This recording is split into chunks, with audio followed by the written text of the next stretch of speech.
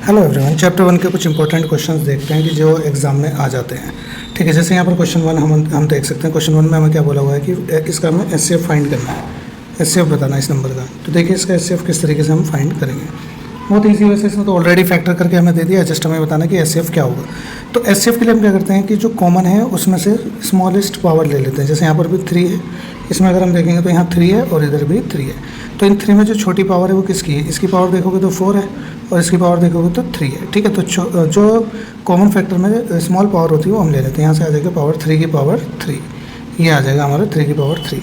दूसरा हमें देखना है कि यहाँ पे 5 है, यहाँ पर भी 5 है। ठीक है, दोनों जगह 5 दिख रहा है, लेकिन दोनों कॉमन है। इसमें छोटी पावर किसकी है? इसमें है 5 की पावर 2, जो है ये छोटी है। तो ये हमारा एचसीएफ हो जाएगा। ठीक है, अब जैसे यहाँ पर इस तरीके के क्वेश्चन बहुत बार आए हैं एग्जाम में। जैसे ए हमें बोला हुआ ये और बी बोला हुआ ये, तो ये हमें बताया कि एक्स एंड वाई आर को प्राइम नंबर। ये दोनों को प्राइम नंबर है, मतलब दोनों एक दूसरे के टेबल में नहीं आते हैं।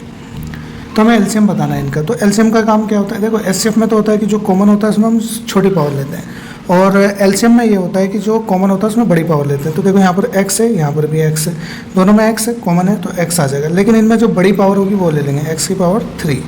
और जैसे यहाँ पर देखेंगे वाई है, यहाँ पर भी वाई है, तो दोनों में बड़ी पावर ले लेंगे, तो वाई की पावर 5।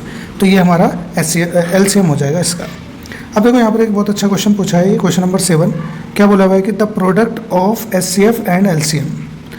तो हमें क्या बताना है? प्रोडक्ट बताना है, एचसीएफ और एलसीएम का प्रोडक्ट बताना है। मान लो कि हमारा जो एचसीएफ है और एलसीएम है उसका प्रोडक्ट बताना है, लेकिन कंडीशन क्या बोली है इसने? The smallest prime number. तो स्मॉलेस्ट प्राइम नंबर हमारा होता है भाई 2, स्मॉलेस्ट प्राइम नंबर 2 होता है। और smallest composite number, smallest composite number होता है 4। देखो प्राइम नंबर हमारे क्या होते हैं? 2, 3, 5, 7 इस तरीके से, है ना। और कंपोजिट नंबर वो होता है जो किसी के टेबल में जिसके 2 से ज़्यादा फैक्टर होते हैं। तो इन दोनों का हमें एचसीएफ और एलसीएम बताना है। तो अगर मैं यहाँ देखूँ 2 को मैं क्या लिख सकता हूँ? 2 को लिख सकता हूँ 2 × 1, और 4 को हम क्या लिख सकते हैं? 2 की पावर 2 × 1। ठीक है, ये लिखा जा सकता है। तो अगर हमें इसमें एचसीएफ बताना हो, इसका क्या बताना हो? एचसीएफ। ठीक है, अगर हमें इसका एचसीएफ बताना हो तो हम किस तरीके से बताएंगे? देखो एचसीएफ के लिए हम क्या करेंगे? एचसीएफ के लिए हम करेंगे जो इनमें कॉमन है उसमें से छोटी पावर। कॉमन क्या है? 2 है और 1 है, तो ये छोटी पावर होगी, तो ये हमारा हो गया 2। और एलसीएम में बताना जो कॉमन है, एलसीएम में क्या बताना है? जो कॉमन है उसमें बड़ी पावर क्या है? 2 की पावर 2 × 1। तो 2 की पावर 2 का मतलब 4 × 1, दैट इज़ 4। ठीक है, ये आ गया हमारे यहाँ पर। हमसे पूछा था कि प्रोडक्ट बताओ उनका एचसीएफ और एलसीएम का। तो भाई एचसीएफ हमारा कितना आया है? 2, और एलसीएम कितना आया है? 4।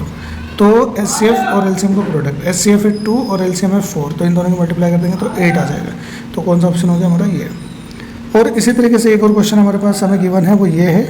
हमें बताना है कि इफ़ नंबर हमें दिया, इसके फैक्टर्स दे रखे, तो हमें पी और क्यू की वैल्यू बतानी है कि भाई पी बताओ क्या होगा और क्यू क्या होगा। ये हमें इसकी वैल्यूज़ बतानी है। ठीक है, तो देखते हैं किस तरीके से बता पाएंगे हम।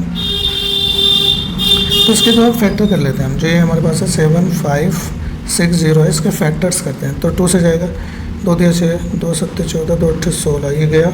ये भी 2 से जाएगा, 2 9 2 8 16, 2 9 18। अब की बार भी किससे जाएगा? 2 से जाएगा। ये फैक्टर करेंगे, 2 9 18, 2 4 2 5 10।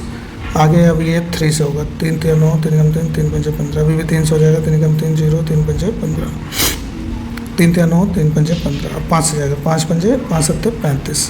अब 7 से जाएगा, 7 कम 7। तो इसके जो फैक्टर आ गए 1700, मतलब 7560 के जो फैक्टर आ गए वो हमारे आ गए हैं 2 की पावर 3, 2 क्योंकि 2 हमारा 3 बार आया, और 3 की पावर भी 3 क्योंकि 3 भी 3 बार आया, इंटू 3 की पावर 3 इंटू 5 की पावर 1 इंटू 7 की पावर 1। और ये जो फैक्टर हमें किसके इक्वल दे रखे हैं? इसके इक्वल। तो यहाँ पर 2 की पावर 3 और 3 की पावर हमें p बोली हुई है, और यहाँ पर q बोला हुआ है, और यहाँ पर 7। तो अगर हम देखेंगे ये तो 2 के लिए हो गया। 3 की पावर यहाँ से अगर हम मैच करके देखेंगे तो हमें क्या मिलेगा?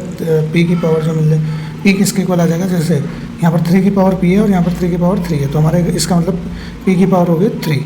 और यहाँ पर q कितना मिल जाएगा? q मिल जाएगा, देखो q ये है और यहाँ पर ये, तो ये हमारा 5 आ जाएगा। तो हमसे यही पूछा था कि find the value of p and q। तो p एंड q की वैल्यू होगी 5 और 6।